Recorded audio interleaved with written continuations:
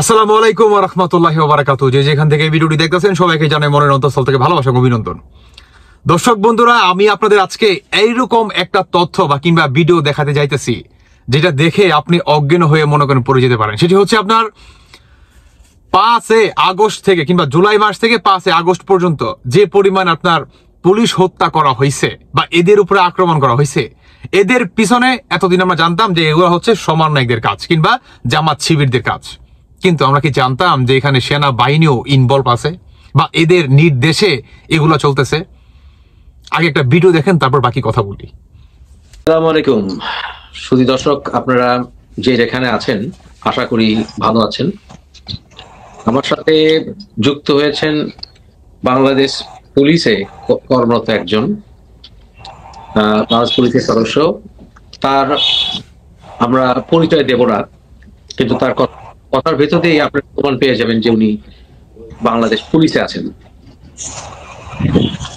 উনি তার কিছু অভিজ্ঞতা, বিশেষ করে জুলাই অগাস্টের কালীন কিছু অভিজ্ঞতা আমাদের সাথে উনি শেয়ার করবেন, যেটা আমার জানা মতে বাংলাদেশে এটাই প্রথম যিনি কর্মরত একজন পুলিশ সদস্য এবং উনি জুলাই অগাস্টের ব্যাপারে জনসমক্ষে বলছেন। ওনার নিজস্ব সিকিউরিটির কারণে আমরা ওনার পরিচয়টি গোপন রাখি, কিন্তু যারা পুলিশে চাকরি করেন বিশেষ করে তারা ওনার কথা শুনেই বুঝতে পারবেন যে উনি পুলিশ। আপনার নামটি ছদ্মনাম সজীব, আপনি কেমন আছেন? ভালো, আপনি কেমন আছেন? হ্যাঁ, আমি ভালো আছি। আপনি আমার সাথে কথা বলতে চেয়েছেন এবং আপনি বলেছিলেন আমাকে যে আপনার পারিবারিক জীবন ধ্বংস হয়ে গেছে, আপনি আত্মহত্যা করার চিন্তা ভাবনা করেছেন। ব্যাপারগুলো কি একটু বুঝিয়ে বলুন আমাদেরকে।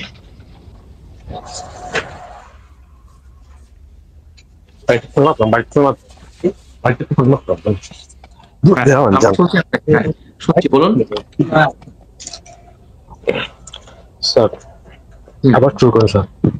আমি বললাম যে আপনি বলেছেন, একটু জোরে কথা বলতে পারবেন নাকি? হ্যাঁ, যে যে আপনি বলেছেন যে আপনার পারিবারিক জীবন ধ্বংস হয়ে গেছে, আপনি আত্মহত্যা করার চিন্তা ভাবনা করছেন। কেন? পুরো বিষয়টা আপনাকে বুঝিয়ে বলুন। স্যার, আসলে স্যার আমার জীবনের সবথেকে বড় টার্নিং পয়েন্ট, আমার জীবনটা ঘুরিয়ে দেয় স্যার, সেটা হচ্ছে এই 5 আগস্ট স্যার। ওকে। আমার স্যার চাকরি জীবনে স্যার 7 বছর আমার চাকরি চলতে স্যার। 8 রানিং স্যার আমার চাকরি।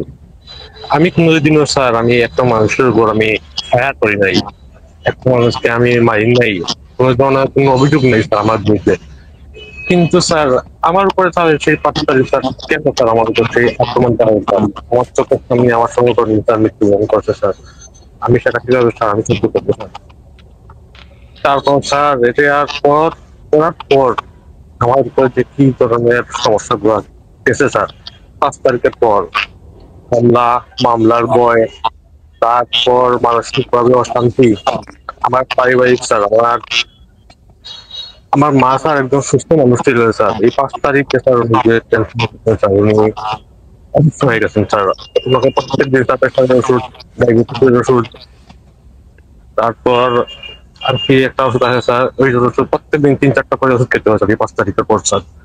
আমার বাবা স্যার একজন বৃদ্ধ মানুষ স্যার, উনি রাতের বেলা স্যার ঘুমাতে পারেন না স্যার আমার এই সমস্যার কারণে স্যার। আমি এখন না পারতেছি স্যার পুলিশের চাকরি করতে, না পারতেছি বাড়িতে যেতে। এখন আমি স্যার কি করবো স্যার? আর এই মামলার এবং এই যে আমার উপর 5 তারিখে হামলা হওয়ার পর আমার স্যার সবকিছু শেষ হয়ে গেল স্যার। আমার যা স্যার আমার অর্জন ছিল স্যার সবকিছু আমার একবারে শেষ হয়ে গেল স্যার। আপনি বলেছেন যে আপনার চোখের সামনে আপনার কলিগকে আপনি মরতে দেখেছেন, সেটা কত তারিখে ছিল এবং ঘটনাটা যদি কিছু বলা যায় আমাদেরকে। 5 তারিখ সন্ধ্যা প্রায় 6:30টার দিকে স্যার। 5 তারিখ সন্ধ্যা 6:30, সেটা কোথায়? সেটা স্যার থানার গ্রাউন্ডের ভিতরে স্যার। থানার গ্রাউন্ডের ভিতরে? জি স্যার। কোন থানা বলা যাবে স্যার? এটা বললাম না স্যার, প্লিজ। আচ্ছা, বলতে চাচ্ছেন না। সেটা কি ঘটেছিল? থানার ভেতরে ঢুকেছিল সমন্বয়কারী বা আক্রমণকারী? স্যার আমাদের থানা স্যার আমার থানা সম্পর্কে আমি একটু আইডিয়া দিই স্যার, গত নির্বাচন থেকে। বুঝছেন? বলুন। আমি তো গত নির্বাচনে আমি থানায় ছিলাম, মানে যে থানায় ঘটনা ঘটছে এই থানায় আমি যখন নির্বাচন হয় স্যার, আমাদের থানার অফিসার এত ভালো মানুষ ছিলেন, উনি কোনো মামলা পর্যন্ত নেন নাই, মানে কোনো রাজনৈতিক মামলা, কোনো বিরোধী দলের নেতা, জামাত শিবির বা বিএনপি বা যে কোনো দলের হোক, কাউকে গ্রেফতার করা হয় নাই। আমাদের রেকর্ড ছিল clean। এবং আমরা 5 তারিখের আগ পর্যন্ত স্যার কোনো ধরনের কোনো সমস্যা আমাদের থানায় ছিলই না স্যার। কোনো ধরনের ফায়ারিংও হয় নাই, কোনো মানুষ মারা যায় নাই, সিভিলও মারা যায় নাই, পুলিশও মারা যায় নাই, কেউ মারা যায় নাই, নীরব ছিল। 5 তারিখে তখন মানে শেখ হাসিনার পতন হয়ে গেল, তখন হঠাৎ করে হচ্ছে মানুষ একটু জনগণ উত্তেজিত হয়েছে, কিন্তু আমরা দেখতে পেলাম যে বিএনপির অনেক মানুষ বা জামাতের অনেক কয়েকজন মানুষ ছিল, তারা মানুষকে শান্ত করার চেষ্টা করেছে। কিন্তু স্যার আমাদের দুর্ভাগ্যের বিষয় স্যার, এই সেনাবাহিনী স্যার আমাদের সাথে বিশ্বাসঘাতকতা করছে স্যার। মানে একটা একদম ট্রুলি সত্য স্যার, তারা জনগণকে, মানুষকে তো তারা আটকে দিচ্ছে, কিন্তু যে সেনাবাহিনী তারা জনগণকে উঠে দিয়েছে যে পুলিশকে ইয়ে করো, আমরা কিছু করবো না, পুলিশ কিছু করবে না। আপনি বলতে চাচ্ছেন সেনাবাহিনী পুলিশকে উস্কে, সাধারণ জনগণকে উস্কে দিয়েছে পুলিশকে আক্রমণ করার জন্য? স্যার আবার বলুন। আপনি কি বলেন আমি ক্লিয়ার হতে চাচ্ছি, আপনি কি বলতে চাচ্ছেন সেনাবাহিনী উস্কে দিয়েছে পুলিশকে আক্রমণ করার জন্য? জি জি জি স্যার, 100%। আমাদের চোখের সামনে আমাদের শরীরকে সাথে তারা রক্ষা করতে পারতো স্যার, কিন্তু তারা রক্ষা করে নাই স্যার। আচ্ছা, আমি আপনাকে এটা জিজ্ঞেস করতে পারি, নাহলে আপনার কথার সত্যতা নিয়ে প্রশ্ন উঠতে পারে। এইটা কি ঢাকার ভেতরে? না স্যার, না স্যার, টাকার ভিতর না স্যার। ঢাকার ভেতরে না, এটা ঢাকার বাইরে। জি স্যার, সিলেট বিভাগে, সিলেট বিভাগে। সিলেট বিভাগে, আচ্ছা যাই হোক, এনিওয়ে সেটা আপনার অ্যাকসেন্ট থেকে বোঝাচ্ছে সিলেট বিভাগে। আপনি সিলেট বিভাগে বলতে চাচ্ছেন। আচ্ছা, এটা কয়টা না কি ঘটেছিল সেদিন, কয়জন পুলিশ অফিসার মারা গিয়েছিল এবং কিভাবে মারা গিয়েছিল এটা একটু বলতে হবে। পুলিশ অফিসার একজনই মারা গেছে স্যার, একজনই মারা গেছে। একজন মারা গেছে, কিভাবে মারা গেলেন উনি? যখন সেনাবাহিনী স্যার যখন আমাদের থানায় আসলো স্যার, তখন তো পাবলিক অনেকটা শান্ত হয়ে গেছে সেনাবাহিনীকে দেখে। ওকে। কিন্তু সেনাবাহিনীর সদস্যরা স্যার আমাদের থানার ভিতরে আসার পর আমাদের সবাইকে বললো যে আপনারা অস্ত্র আমাদের কাছে জমা দিন। তখন আমাদের সেনাবাহিনী আমাদেরকে বলতেছে যে আপনারা নিরস্ত্র হন, আপনারা 5 মিনিটের ভিতরে অস্ত্র জমা দেন। এখন আমরা তো স্যার তখন এর আগে আমরা দেখেছি স্যার এনায়তপুর থানা, তারপরে আরো বিভিন্ন থানা যে পুলিশ 13 জন 15 জন 17 জন করে মারা গেছে। আমাদের ভিতরে একটা এনায়তপুর থানায় আমরা তো এর আগে দেখেছি স্যার 7 তারিখের আগে যে মানুষ পুলিশকে মারা হয়েছে। ওকে। তো আমরা তাদেরকে বললাম যে আমরা যে আপনাদেরকে অস্ত্র জমা দেবো, আপনাকে আমাদের সেফটি কিভাবে দিবেন? এখানে জনতা আছে প্রায় 10 থেকে 15,000, আপনারা কিভাবে আমাদেরকে দিয়ে দিবেন? ওরা বললাম আমরা আপনাদের সেফটি দিব, কিন্তু আমরা তাদের হাতে দেখতে পেলাম যে ধরনের অস্ত্র আছে সবগুলো হচ্ছে এই তাদের হাতে এরকম অস্ত্র, এগুলো তো ফায়ার করা যায় না স্যার, এগুলো ফায়ার করলে মানুষ মারা যাবে শিওর। তো আমরা বলছি যে আমাদের চায়না অস্ত্রগুলা আপনারা নিয়ে নেন, এবং আমাদের কাছে যে শটগান আছে যেগুলো দিয়ে মানুষ মরবে না, আমরা ফায়ার করে দেয়, আমরা বের হয়ে আমাদের মতো করে আমরা চলে যাবো। তারা বলতেছে না না, কোনো সমস্যা হবে না, আমরা আপনাদেরকে ইয়ে করবো। তখনই দেখলাম যে 2 জন অফিসার সম্ভবত লেফটেন্যান্ট এবং ওনার সাথে একজন সৈনিককে নিয়ে উনি নিতে গেলেন, কি পরামর্শ করলেন 4-5 জন লোক লাগবে করার পরে আমরা তাদের কথা মতো আমরা অস্ত্র জমা দিয়ে দিচ্ছি, তার সাথে আমরা কোনো কথা বলি নাই, অস্ত্র জমা দিয়ে দিচ্ছি। এবং আমরা তারা আমাদেরকে লাইন বেঁধে থানাতে মানে গাড়িতে ওঠার জন্য চেষ্টা করতেছে আর কি, ইয়ে করতেছে। তখন ওই যে 5-6 জন লোকের সাথে কথা বলছে স্যার, আমরা ওদেরকে চিনি স্যার, তারা হচ্ছে গিয়ে স্যার এই যে কিছু মামলা হয়েছে সমাজে, এগুলাতে আসামি করে যে দারোগা আর কি ওই মামলাগুলো ইয়ে করেছে, ওই তাদের কারণে হচ্ছে ওই দারোগাকে তারা মারবে এবং অসিকে মারবে।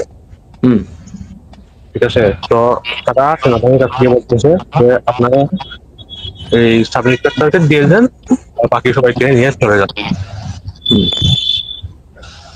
সেনাবাহিনীরা তারা আসলে করলো স্যার, তখন সেটা আমি মানে সেই দৃশ্যটা আমি আর আচ্ছা, তাহলে আপনারা কি তখন পুলিশ ভ্যানে উঠেছেন? না, পুলিশ না, সেনাবাহিনীর ভ্যানে উঠছে স্যার। আচ্ছা, আপনারা সবাই সেনাবাহিনীর ভ্যানে উঠেছেন এবং অস্ত্র জমা দিয়ে দিয়েছেন? হ্যাঁ জি জি জি স্যার। তারপর কি হলো?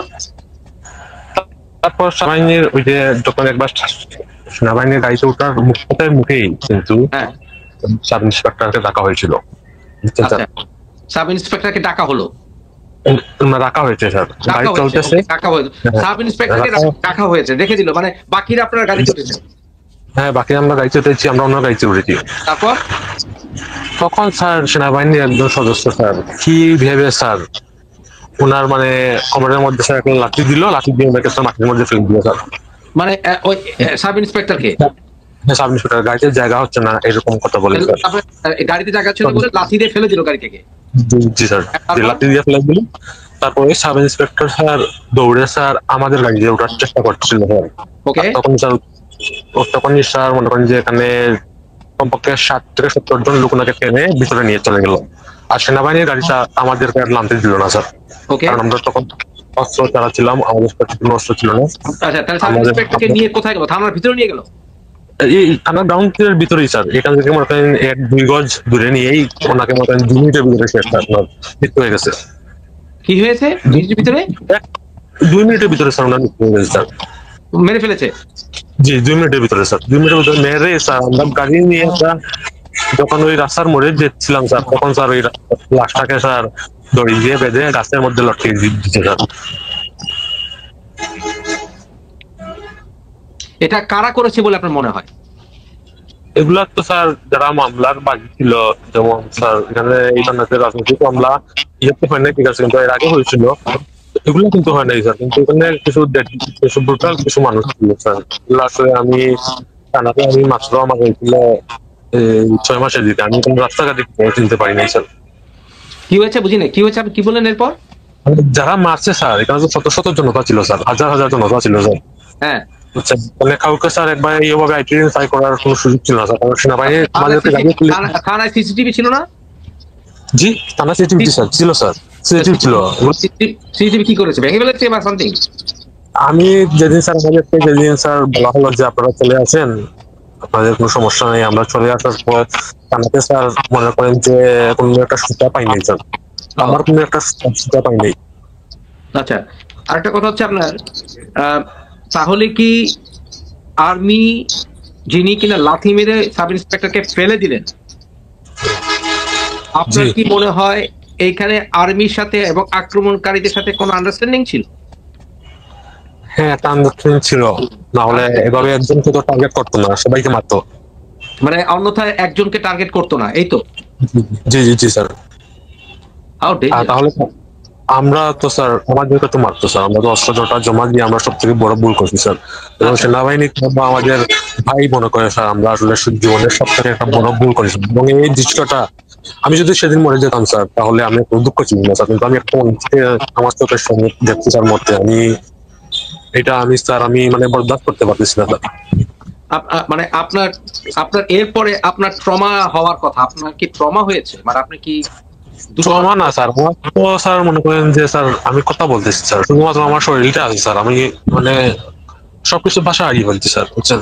তারপরে স্যার আমি আমার এই সহকর্মী মারার যে একটা স্যার আমি বিচার পাওয়ার কথা, আমি তো সেই জায়গায় স্যার আমি ভিকটিম এবং আমি সাক্ষী স্যার, আমার চোখের সামনে মারা হচ্ছে, আমি তো সেই বিচারটা পাওয়ার কথা স্যার, আমি পাই নাই, উল্টো স্যার আমাকে আরো মামলার বয় দেখিয়ে মানে আমাকে স্যার এই আপনাকে কি বলবো স্যার 15 দিনের ভিতরে তিনবার স্যার আমার পোস্টিং হয়েছে স্যার, তিনবার আমার 3 জায়গায় পোস্টিং হয়েছে। এটা তিনবার যে জায়গায় পোস্টিং করা হয়েছে, এটা কি কারণে বলে মনে হয় আপনার? এটা স্যার আমি আসলে জানি না স্যার, তবে আমার সবাই পোস্টিং হয়েছে স্যার, কিন্তু 3বার 4বার করে মনে করেন যে পোস্টিং হয়েছে আমার বললে তো মনে হয় না, কিন্তু 3-4বার আমার যে পোস্টিং হয়েছে স্যার, এটা তো স্যার আমার কষ্ট হচ্ছে স্যার, এটা আপনাকে কিভাবে বুঝাবো স্যার, আমার বৃদ্ধ বাবা আমার দেখার মতো কেউ নেই স্যার, আমার ছোট ভাই যাকে। তাহলে কি এটা ওই ঘটনাটা লুকিয়ে ফেলার জন্যই বা সাক্ষীদেরকে সরিয়ে ফেলার জন্যই বারবার পোস্টিং হয়েছে জায়গা? এখন স্যার আমি আপনাকে কি বলবো স্যার, আমাদের যারা উদ্যোতন অফিসার আছে স্যার, এরা স্যার সারা দেশের কাছে সরি সরি বলে বেড়াচ্ছে, কিন্তু আমরা যে মারা গেলাম আমাদের সহকর্মী আমার চোখের সামনে মারা গেল স্যার, এটা হচ্ছে একটা বিচার চাইল না স্যার, তারা কারো কাছে বিচার চাইল না। আপনার আপনি যেখানে থাকেন বা যে প্রতিবেশী বলেন, আপনার এলাকা বলেন, সাধারণ মানুষ আপনাদেরকে কি দৃষ্টিতে দেখা এখন? স্যার আমি আর কি বলবো স্যার, আমার মানে ফ্যামিলিতে স্যার তো দোষ নামছি স্যার। আমার ছোট ভাই স্যার, তার বয়স হচ্ছে এবার মেবি স্যার 70 এবার ইন্টার পরীক্ষা দিবে স্যার। ইন্টার পরীক্ষা দিবে, ওকে। ইন্টারমিডিয়েট পরীক্ষা দিবে। তো অনেকে আমার বাড়ির পাশে হচ্ছে গিয়ে একজন জামাতের একজন লিডার আছে, খুব জামাতের একজন লিডার। হ্যাঁ হ্যাঁ। তো আমরা ছোটবেলা স্যার আমরা তাকে দেখতাম স্যার, আমাদের বাড়ির পিছনে একটা গাছ আছে, মানে তাল গাছের পিছনে বসে সে গাঁজা খেত স্যার। এখন সে হচ্ছে জামাতের আমির। সে আমাকে মানে আমাকে ভঙ্গ করে, আমার ছোট ভাইকে বলে এত ছাত্রলীগ, সব ভাই পুলিশ ছাত্রলীগ। এখন স্যার সে আমাকে যে ওই দিন আমার বাবার কাছ থেকে বলতেছে যে আপনার ছেলের নামে একটা মামলা হবে, আপনি তো আমাদের সাথে কিছু যোগাযোগ করেন নাই, মানে একটা আমাদের আঞ্চলিক ভাষায় বলছে। আমার বাবা বলতেছে আমার ছেলে তো, মানে বাবা ভয় পেয়ে গেছে, সন্তানের ইয়েতে ভয় পেয়ে উনি বলতেছে আমার ছেলে কি অপরাধ করছে, আপনি আমাকে বললেন কি সমস্যা। সেই বলার পর বলতেছে যে মামলা থেকে বাঁচতে হলে আপনাদেরকে টাকা খরচ করতে হবে। আপনার ছেলে পুলিশে চাকরি করে অনেক টাকা ইনকাম করছে, এখন আমাদেরকে এই টাকা মানে আপনাদেরকে না করে সরাসরি আপনার ভাইকে, বোঝা যাচ্ছে যে ভাইকে বাঁচাতে হলে আমাদের লিডার বলছে টাকা খরচ করতে হবে, রাইট? হ্যাঁ। এবং আমি আসলে এটা আমি আমার ছোট ভাইয়ের দোষ গুণ আমি কিছু আমি বলতে পারবো। তার বয়স স্যার মাত্র 70 বছর স্যার, একদম ছোট হয়েছে স্যার, এখনো দাড়ি উঠছে না স্যার। সে ওই যে কলেজের ভিতরে স্যার তখন গণহারের ছাত্রলীগের নাম প্রবেশ করানো হচ্ছে স্যার। এই গণহারের ভিতরে সে স্যার একজন সদস্য, মানে কলেজের এই কত নম্বর আমি দেখছি 700 কত নম্বর সিরিয়ালে তার নাম আছে, বুঝছেন? সরি 1700 নম্বর সিরিয়ালে আছে স্যার। আচ্ছা।